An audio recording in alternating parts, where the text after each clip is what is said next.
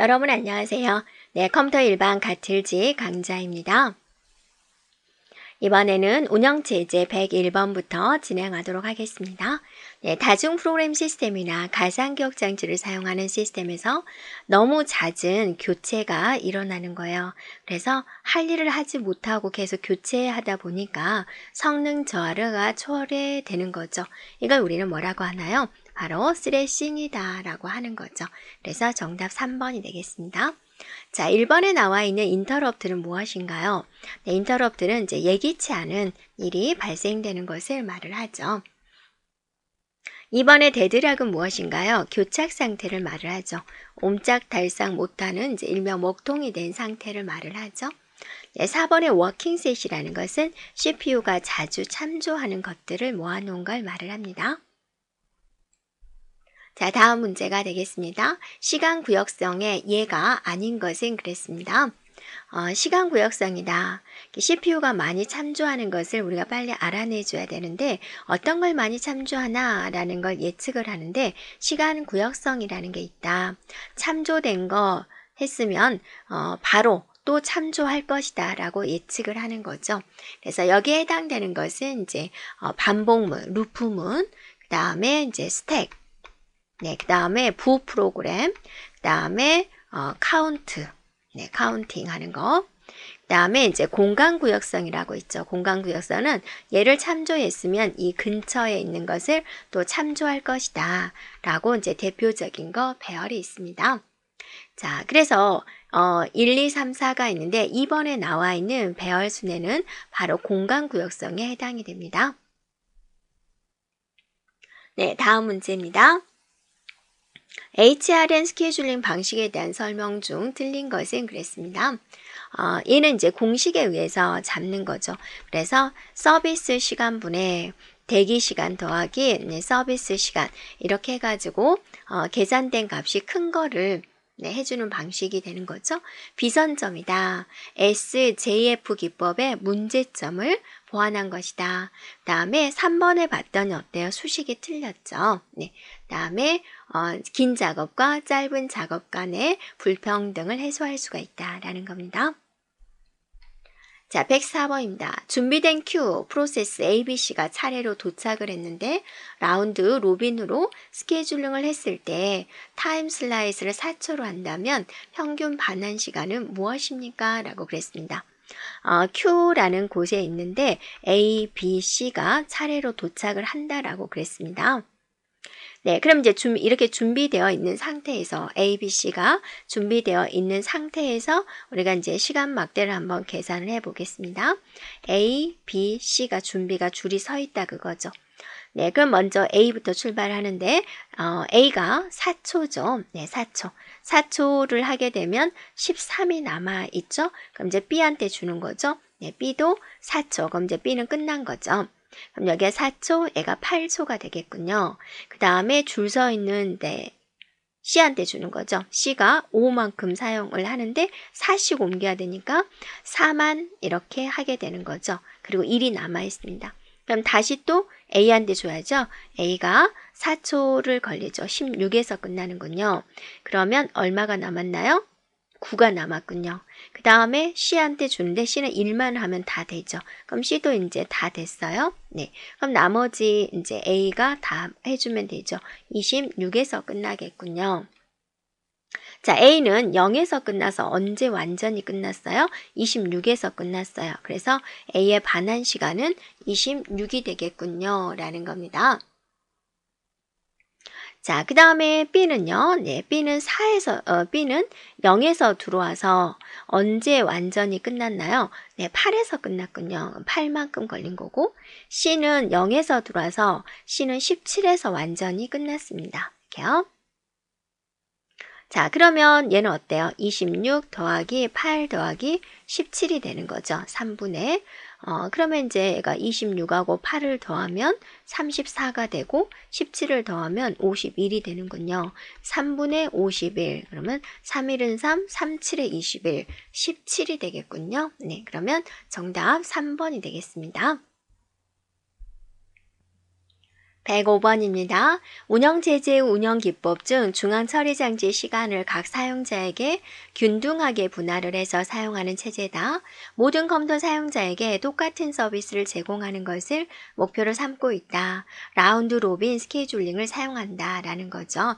시간을 각 사용자에게 분할을 한다. 그래서 이걸 뭐라 그래요? 타임 쉐어링 시스템이다 라고 해서 시 분할 시스템이다 라고 합니다. 네, 그래서 정답은 2번이 되겠습니다. 1번은 실시간 처리, 3번은 일괄 처리입니다. 자, 네, 4번은 이제 분산 처리가 되겠습니다.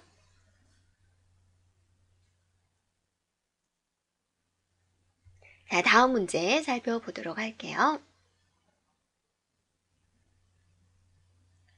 자, 빈 기억장치의 크기가 자, 이런 20K, 16K, 8K, 40K 이렇게 주어졌을 때 기억장치 배치 전략으로 베스트 핏을 사용하겠다. 17K 프로그램을 적재할 경우 내부 단편화의 크기는 얼마입니까? 그랬죠. 자, 최적으로 들어갈 수 있는 것은 바로 20K에 들어갈 수가 있죠. 그럼 얼마가 남나요? 바로 3K가 남죠. 내부 단편화다라고 하면 들어가고 남는 공간을 말하기 때문에 정답은 1번 3K가 되겠습니다. 107번입니다. 네, 주격장치의 페이지 교체 기법에 대한 설명 중 가장 옳은 것은 자, 페이지 교체 기법에 이제 우리가 배운 것 외에도 몇 개가 더 있는데요. FI, FO다 그러면 먼저 들어온 걸 제거하는 거죠. 먼저 들어왔다, 가장 오래됐다 라는 거죠. 그래서 정답은 1번입니다. 자, 그 다음에 MRU 기법이다. MRU 기법은 뭐냐면 가장 최근에 사용했던 것을, 가장 최근에 사용된 것을 교체하는 것을 말을 합니다. 이것은 이제 반대가 LRU가 있죠. LRU는 가장 오래전에 사용된 것을 교체하는 기법이 되죠. 그 다음에 LFU는 뭐죠? 참조된 횟수가 적은 것을 이제 교체하는 건데 이것의 반대가 MFU가 있습니다. 참조된 횟수가 가장 많은 것, 횟수가 가장 많은 것을 교체하는 기법이 되죠. 그래서 가장 옳은 것은 1번입니다. 자, 다음 문제입니다. 가상 메모리에 대한 설명 중 옳지 않은 것은 일단 가상 메모리다라는 것은 무엇인가요? 메모리의 공간이 부족하니까 이만큼을 조금 더 소프트웨어적으로 만들자. 하드디스크 보조기억 장치죠. 일부를 떼가지고 이렇게 만드는 거죠. 그래서 얘는 공간을 올리기 위한 방법이고 이것을 사용하면 속도는 더 저하됩니다. 그냥 메모리만 사용을 했을 때보다 보조기억 장치에 있는 걸 가져오기 때문에 속도는 더 떨어진다라는 거죠. 그래서 1번에 보면 물리적인 기억장치 공간보다 큰 논리적인 공간을 주소한다. 2번에 가상 메모리 주소 전환을 효율적으로 하기 위해서 TLB를 사용한다라는 겁니다. 그래서 버퍼 중에 이제 하나가 되는 것이고요. 그 다음에 세 번째 페이지 부재가 발생할 경우 주 메모리에서 데이터를 읽는다라고 그랬는데요. 페이지 부재다라는 것은 주기억장치에 내가 원하는 게 없다라는 거죠. 그럼 어디서 가져오겠습니까? 가상 메모리에서 데이터를 가지고 와야 되겠죠. 그래서 틀린 것은 3번이 되겠습니다. 가상 메모리를 이용함으로써 멀티 프로세서들 사이에 물리 메모리를 효율적이고 안전하게 공유할 수 있다가 되겠습니다. 자, 다음 문제입니다. 페이징 기법을 사용을 했을 때 페이지 크기에 대한 설명으로 옳지 않은 것은 그랬습니다. 자, 페이지 크기는 일반적으로 2의 멱승이다. 즉 2의 지수승으로 보통 우리가 처리한다. 컴퓨터는 이진수를 처리하기 때문에 2의 K승 일반적으로 한다라는 거죠.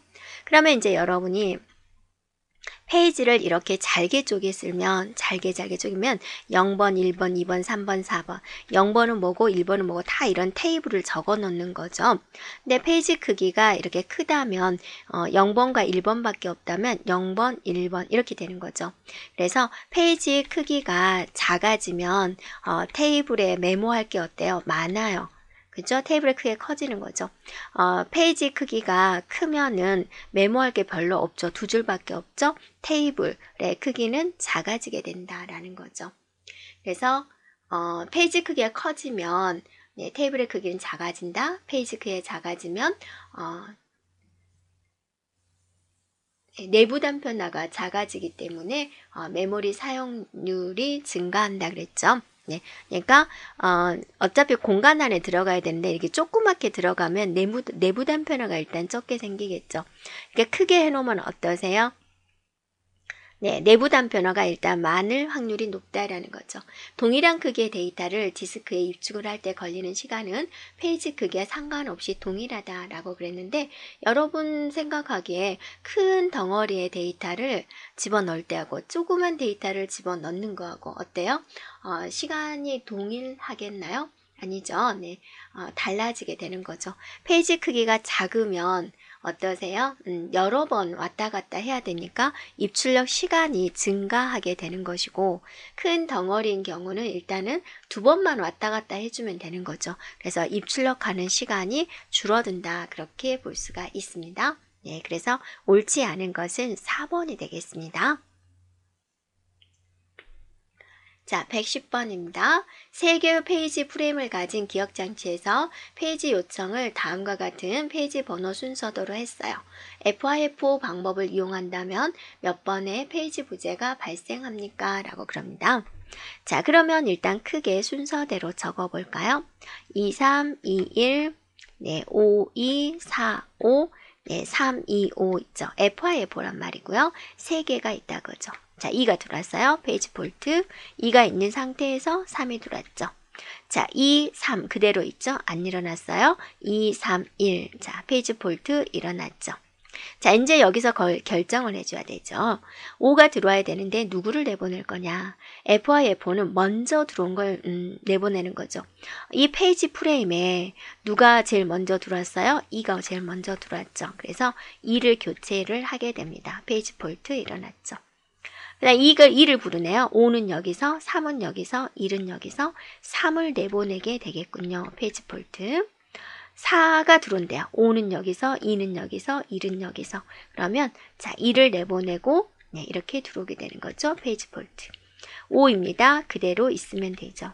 3입니다. 5는 여기서, 2는 여기서, 4는 여기서 5를 내보내야 되겠군요. 이렇게 해주면 되죠. 자, 그 다음에 또 2 그대로, 그 다음에 이제 페이지 폴트 안 일어났고 5. 자, 3은 여기서, 2는 여기서, 1은 여기서 누구를 내보내요? 2를 내보내야 되겠군요. 그러면 페이지 폴트 일어났죠. 그래서 페이지 폴트는 2, 4, 6, 8번 일어났군요.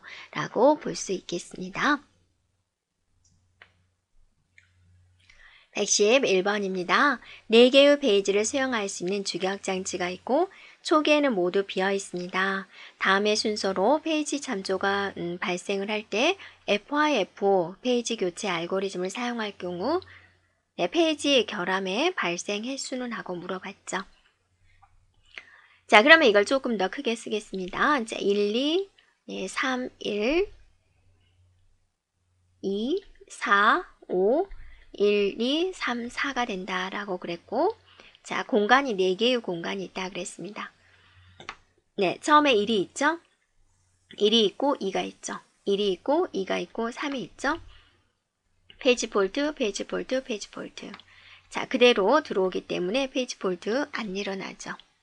자, 2도 그대로 있기 때문에 안 일어나죠. 자, 1과 2과 3이 있는 상태에서 4가 일어나죠. 페이지 폴트 일어납니다. 자, 이제 5가 들어와야 되는데 자, 여기가 들어온 곳이잖아요. 가장 먼저 들어와 있는 게 누구죠? 1이죠. 그래서 1을 제거하고 5가 들어오게 됩니다. 나머지는 그대로죠. 페이지 폴트. 다시 1이 들어온답니다. 그러면 가장 오래된 2를 제거하게 되는 거죠. 네, 그러면 페이지 폴트 일어났죠. 또 2가 들어온답니다. 그러면 3을 제거해주고 2가 들어와 주면 되는 거죠. 이렇게요. 페이지 폴트 일어났죠. 3이 들어온답니다. 그럼 5는 여기서, 1은 여기서, 2는 여기서, 4는 여기서. 그러면 4를 제거하고 3이 들어오게 되겠군요. 페이지 폴트 일어났죠. 자, 이제 4가 들어온답니다. 그러면 5, 1, 2, 3, 5를 제거해 줘야 되겠군요. 이렇게 해주면 되고 페이지 폴트 일어났습니다. 네, 그러면 몇 번 일어나느냐? 셋, 넷, 다섯, 여섯, 일곱, 8번 일어났군요. 라고 보는 건데요. 아, 여기가 일어났죠. 페이지 폴트. 네, 4가 새로 들어왔으니까 여기에 일어났군요. 그래서 여기도 페이지 폴트가 되는 거죠. 그래서 총 몇 번 일어났어요? 9번 일어났다라는 겁니다. 자, 다음 문제입니다. 페이지 기반 메모리 관리 시스템에서 LRU, 네, 페이지 교체 알고리즘을 스택을 이용해서 구현했다고 가정합니다.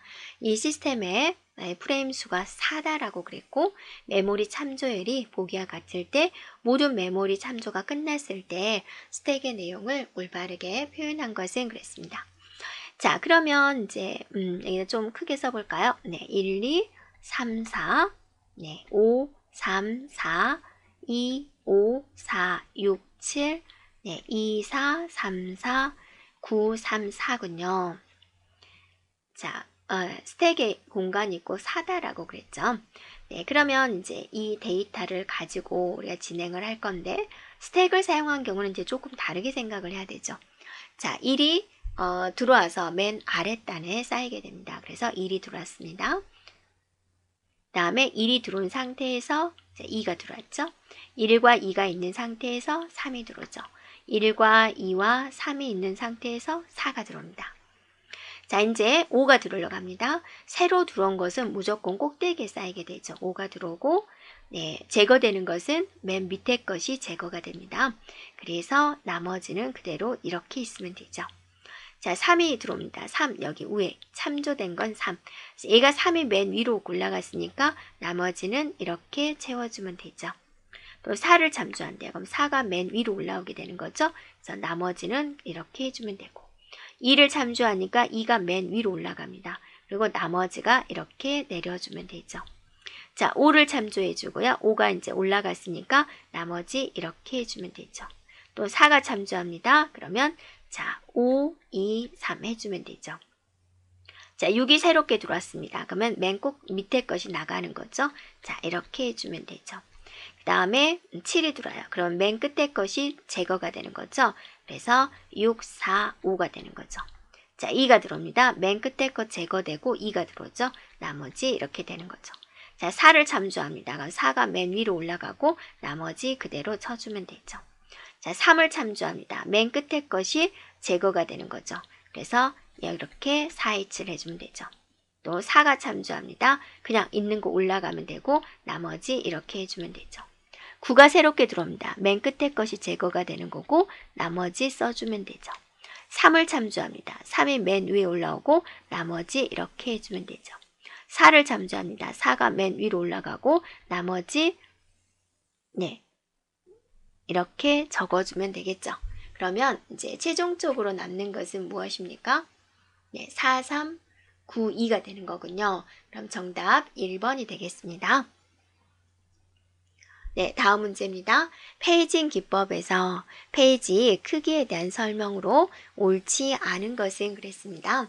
페이징 기법이다 라는 것은 가상 공간을 페이지라는 일정한 크기로 불안한 후 주소 변환을 통해서 이제 사상시키는 기법이 됩니다. 자, 페이지 크기가 작아지면 페이지 테이블의 크기는 줄어든다? 아니죠. 페이지 크기 잘 자란 게 있다. 0번, 1번, 2번, 0번은 뭐, 1번은 뭐, 2번은 뭐, 3번은 뭐 이게 한 100개가 있다 생각을 해보세요. 그럼 100번까지 나열해야 되죠. 그런데 페이지 크기가 크게 나눠서 2개밖에 없다. 그럼 쓸 거는 0번 뭐, 1번 뭐 이것만 쓰면 되거든요. 그래서 페이지 크기가 작아지면 페이지 테이블의 크기는 늘어나야 되는 거죠. 그래서 옳지 않은 건 1번입니다. 자, 주격장치는 페이지와 같은 크기의 블록으로 나눈다. 페이지 크기가 커지면 내부 단편화가 생겼을 때 공간이 많이 생길 수 있겠죠. 페이지 크기가 커지면 참조되지 않는 불필요한 데이터들이 주격장치에 적재될 확률이 높다라는 겁니다.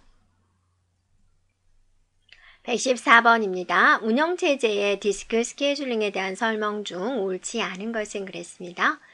자, FC, FS 방식이 나왔고요. SSTF 방식이 나왔고, G스캔 방식이 나왔고요. 그 다음에 섹터 큐잉 방식이 있습니다. FC, FS 방식은 이제 그냥 들어온 순서대로 그냥 보내는 거죠. 공평성이 유지가 됩니다만 성능이 좋나요? 네, 그렇지 않습니다. 네, 그래서 틀린 건 1번이 되겠습니다. SSTF는 어때요? 헤더의 위치에서부터 가장 가까운 요청을 우선적으로 처리하는 것이고요. C스캔 방식은 이제 요청을 처리를 하고 맨 끝으로 이동해서 또 이렇게 내려오면서 처리하는 그런 방식이 되는 거죠. 섹터 큐잉 방식이다 라는 것은 회전 지연 시간, 섹터에서 회전 지연 시간을 최적화하기 위해서 구현된 기법입니다. 그래서 이게 이제 트랙을 찾는 데 걸리는 시간을 시크 타임이라 그러고, 그다음에 자, 트랙이 정해져 있으면 이게 고속으로 회전을 하죠. 이 중에서 어느 섹터에 데이터가 있나라는 거 알아내는 시간이 회전 지연 시간입니다. 그래서 이것에 대한 최적화를 위해서 구현된 기법이 되겠고, 대기 큐에 있는 여러 요청들을 뭐에 따라서 섹터의 위치에 따라서 재정렬한 다음에 가까운 섹터를 이제 먼저 서비스하는 그런 기법이 되겠습니다. 자, 다음 문제가 되겠습니다. 네, 다음 문제는요. 115번입니다. 자, SSTF 스케줄링 알고리즘을 사용해서 디스크 스케줄링을 할 경우 Q에 있는 트랙의 이동을 올바르게 표현하십시오. 그랬죠? 그러면 이거를 오름차순으로 나열해 볼까요? 네, 13이 있고 20이 있고 47이 있고 52가 있고 67이 있고 83이 있고 169가 있습니다. 지금 헤더의 위치는 72다 그랬습니다. 네. 그러면 67로는 어때? 5만큼의 거리가 있고 얘는 11이니까 얘에서 67로 이동을 해야 되겠군요. 라는 거죠. 그 다음에 52로 이동하고 47로 이동하고 에서 13에서 어디로 가죠? 83, 그 다음에 169 이렇게 이동해 주면 되는 거죠. 네, 그러면 4번이겠군요. 116번입니다. 가상기억장치 구현에서 세그멘테이션 기법에 대한 설명 중 옳지 않은 것은 그랬습니다. 네, 주소 변환을 위해서 페이지 맵 테이블이 필요하다 그랬는데 얘는 세그멘테이션이잖아요. 그러니까 세그멘테이션 맵 테이블이 필요하죠. 그래서 틀린 것은 1번입니다. 자, 이번에 세그멘테이션은 프로그램을 여러 개의 블럭으로 나눠서 수행하는 거고 각 세그먼트는 고유한 이름과 크기를 갖습니다. 네, 기억장치 보호 키가 필요합니다. 자, 여기까지 우리가 운영체제에 관련된 문제를 마무리하도록 하겠습니다. 여러분 수고하셨습니다.